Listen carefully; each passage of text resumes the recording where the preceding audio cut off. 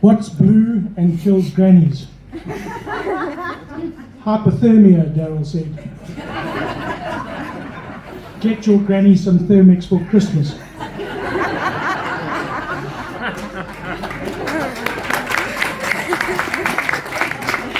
And I had to convince him not to take that to radio.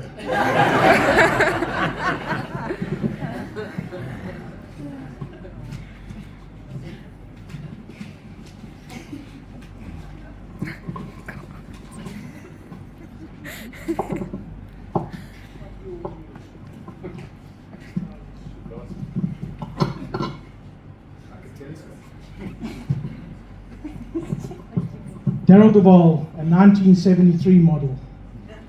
Every now and again you meet someone in your life that has so much of an impact that it alters the course of your own life forever. My course was altered when I met Darrell at the age of 14.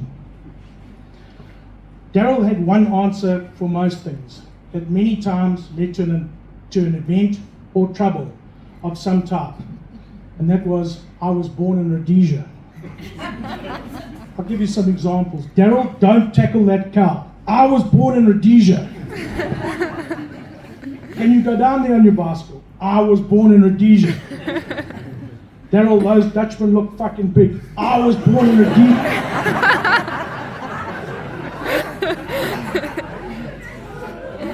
Darrell, you can't roll down Commercial Road in that tire. I was born in Rhodesia. That's a lot of beer. I was born in Rhodesia. Darrell was seriously the strongest fucker I've ever met. At school, he could throw a shot put like I could throw a cricket ball.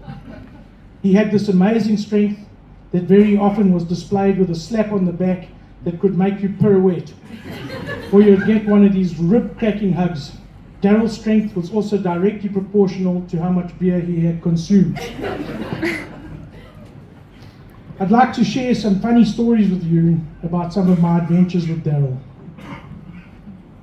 Whilst we were at a trek on one occasion, Darrell held a party in the forests just in front of his parents' house. This was a fairly common affair. This, by the way, was when the cow got tackled. The cow tackling was done by chasing the cow down on a motorbike, then launching off the back of the motorbike onto the cow, wrestling it to the ground. Apparently, this is what you do when you're born in Rhodesia. Anyway, during one of the attempts, our good friend Adrian Ward, better known to most of us as Tox, was with Darrell on the motorcycle when Tox forgot to turn for a corner, and they both hit the dirt. We ran up to them and we asked, what happened? They were both laughing. Apparently they were trying to see how far they could go with their eyes closed.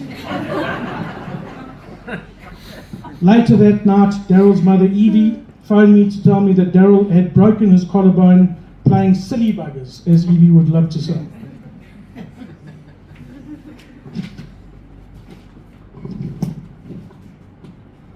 Darrell arrived at school the next day, arm in a sling. For several days he complained how sore the other shoulder was. At one stage I remember Darrell trying to explain how painful the other shoulder was compared to the shoulder in the sling. He tried to do a one-arm pull-up on the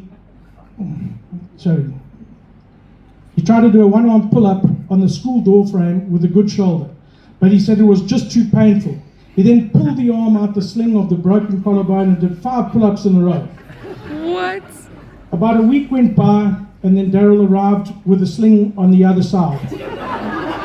We asked him what this was all about, to which he told us that the doctor had read the x-ray the wrong way round. This was just so typically Darrell. Darrell and myself found a fair bit in common over the years, one of which was blowing shit up.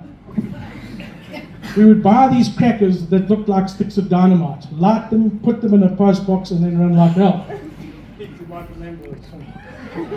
Many of you have no doubt had a post box blown up by Darrell. As impressive and as funny as blowing these post boxes up with these massive crackers was, it somehow wasn't enough for Darrell.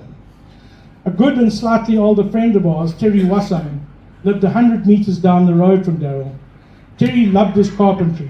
He had spent weeks making this ornate wooden postbox, and he was so proud of it. Darrell got his sights onto this new postbox, and he just couldn't help himself. But on this occasion, Darrell strapped a can of doom to the cracker. Can I just say that there was no evidence left, but it rained splinters for a radius of 500 meters. Needless to say, Terry Wasson was not a happy camper at all. There are a number of potato guns here today in memory of Darrell. Darrell loved these potato guns. Together we spent many hours changing the barrel length, the combustion chamber length, and the fuel source. Once we had it perfected, we worked out that by using some toilet paper as wadding, we could also shoot golf balls at a ridiculous distance. So Darrell and I did what we've never done before and booked a round of golf at Sakabula. We hired a golf cart and loaded our cooler box and our arsenal of potato guns. Fuck, we had so much fun. It, however, all came to an end when Darrell ramped the golf cart into the dam on at the 5th hole. We never played golf again.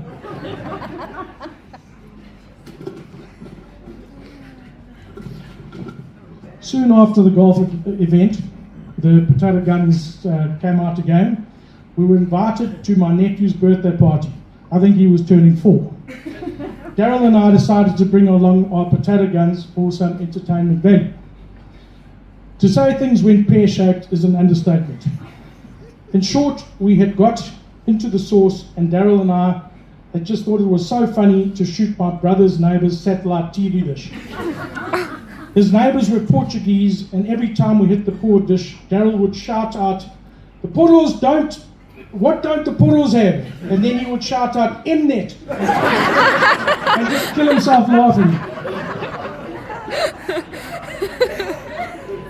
By the time we left the party, the satellite dish looked like a waffle. They actually sold the house shortly afterwards, and I believe are now on Ireland. One April Fool's Day, we lined Darrell up just perfectly. About a week prior to April the 1st, Darrell had arrived at a little pub in Hilton called the Mist and Drizzle. He was with his faithful Jack Russell Sprocket. He also brought Sprocket's brother along, Sparkplug, who belonged to Lee Morum, but Darrell had been babysitting Sparkplug for a while. The Mist and Drizzle had a lovely outside area with some tables and a koi pond. After a good few units, Darrell showed Sprocket the koi fish and egged him on to diving into the water. It didn't take long for Sprocket to come out of the water with a koi fish in his mouth. Oh, Darrell thought this was just the best thing ever and told us all that Sprocket liked sushi. Anyway, as you can imagine, Darrell continued to praise Sprocket for his fish catching ability and love of sushi, and soon his brother Sparkplug had also climbed in. These dogs were like two otters diving into the water and coming out with a koi fish, much to their master's delight and praise. So on April the 1st, Darrell received a fax, it was a fax in those days, from the attorneys of the Hilton Hotel. The attorneys were called Dewey, Cheatham and Howe. We created a fantastic letterhead for them. The letter was addressed to Mr. Darrell Wall, and in short was a demand for the payment of 50,000 rands worth of koi fish. The letter further went to say that the owner, Terry Hilterman, that knew Darrell, was so disappointed that the attorneys had instructed Darrell that he only wanted his 50,000 rand and never wanted to talk to Darrell again. Under no circumstances was Darrell to contact Terry ever.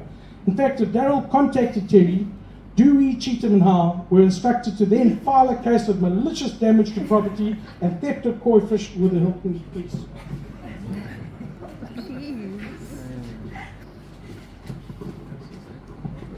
It did not take long for our friend Ollie, our resident attorney, to get a desperate call from Darrell.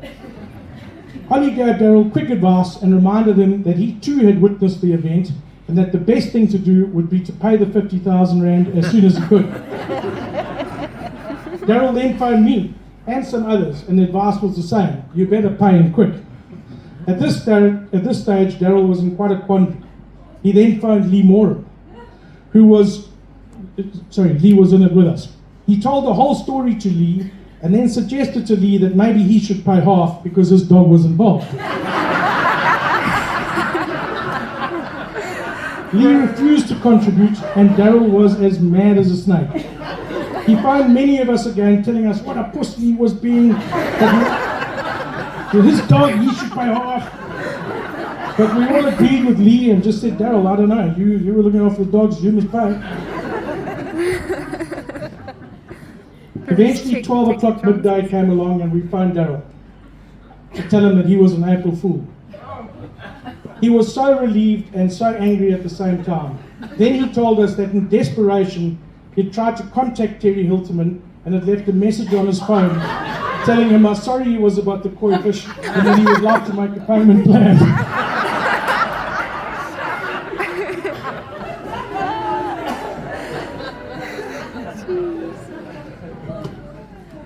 The buggering Darrell around was becoming good fun. One day it came to our attention that Darrell and Belinda were having a day party with a different group of friends and we had not been invited.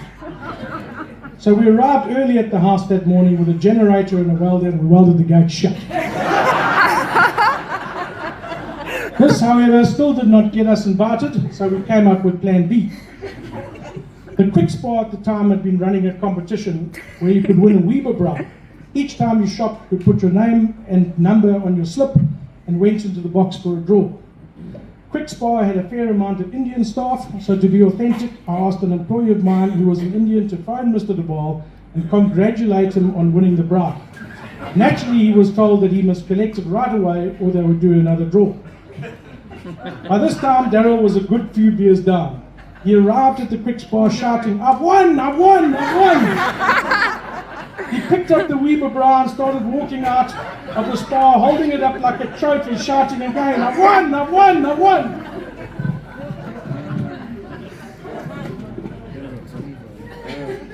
Just as he was leaving, the owner, Graham Kershaw, said, Darrell, what the hell are you doing? To which Darrell told him he'd been phoned and he had won. To which Graham said, Darrell, the draw is only tomorrow. Lo and behold, and this is absolute gospel truth, Darrell actually won the bra the next day. No. So Quick Spa phoned him to tell him the good news, to which Darrell told them all to fuck off. He wouldn't be caught twice. Eventually Graham Kershaw had to phone Darrell and tell him that he had actually won the race.